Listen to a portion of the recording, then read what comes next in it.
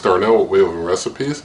Today I'm going to be cooking up some grilled chicken tenderloins in the Oster air fry oven, and we'll see how it does grilling up fresh chicken tenderloins right now. Alright, so let's go over the ingredients for this cook. I've got 7 fresh chicken tenderloins here, and for seasoning I'm going to be using some McCormick's Grill Mate Montreal chicken seasoning and Old Bay seasoning. Nothing in this video is sponsored, and I'm going to start by seasoning the chicken with my Montreal chicken seasoning, and this is one of 2 great chicken seasonings. The other one is in the other container you see there, the Old Bay, which is my favorite for seasoning most everything. Probably season everything except steaks with it, but it probably would taste good with steaks if I would try that too. So just seasoning these tenderloins up. Alright, now with them all seasoned on that side, just going to flip them to that opposite side and basically give them the exact same seasoning treatment on the opposite side. Behind this pan here I've got the bake pan for the air fryer oven, and in that bake pan I've got the Copper Chef grill and bake mat. That mat is reusable, non-stick, very good alternative to foil in my opinion for cooking things up, because it doesn't in any way impact the temperature of whatever you're cooking like foil might, and so it gives a nice even cook to things and helps things to, in my opinion, retain a lot of moisture.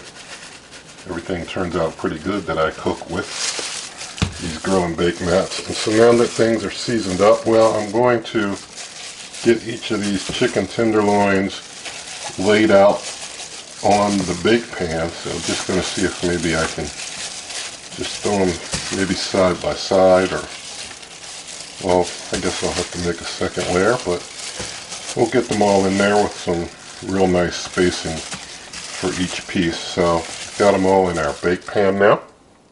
So now I'm going to take the pan, slide it on in the cooker using the middle rack level.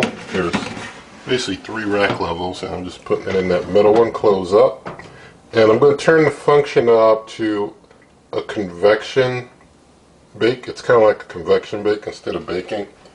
And I'm going to set the temperature up to 400 degrees Fahrenheit. And I'm going to turn my cooking time down to 20 minutes. So 400 degrees Fahrenheit, 20 minutes with the convection bake.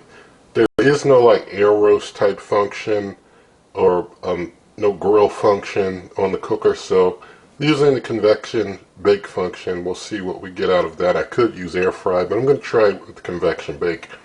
And going to hit start, and we'll let that go ahead and run, and I'll bring you on back. Alright, things have been cooking for just 15 minutes, but I like what I'm seeing after just 15 minutes. So I'm going to go ahead and hit cancel here in even 15 minutes and check it out, but I'm confident that things are done already. So let me pull this out a little bit and check temp, and yeah, we're in the 180, 190 something there. This other one 185, 187. Yeah, they're fully cooked in just 15 minutes time, so it made quick work of these. And I just want to pull them out a little further so you get a good look at all of them. But look at that, that's just 15 minutes at 400. I mean, that's impressive to me, to knock things out that fast. This cooker doesn't play around, so I'm just putting them over here in this bowl, and I'll just take the last one and I'll just plate it, and we'll just give these a moment to cool down. Let me just show you the other side there.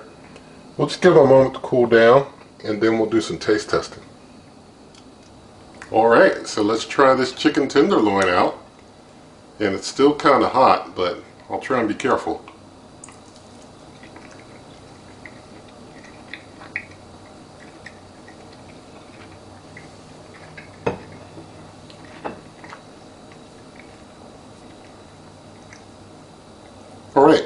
The inside is moist and juicy. The outside has even just a very small tinge of sear. Not a lot, but just a small, noticeable kind of small tinge of sear to it.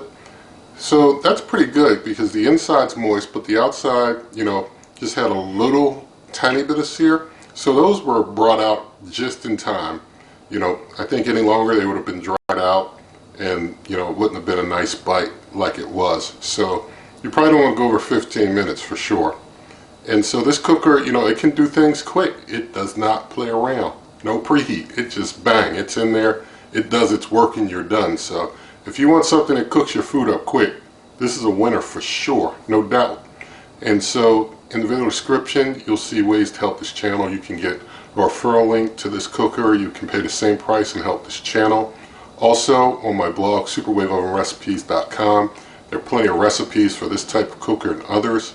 And there's a link in the video description to a printable version of the recipe.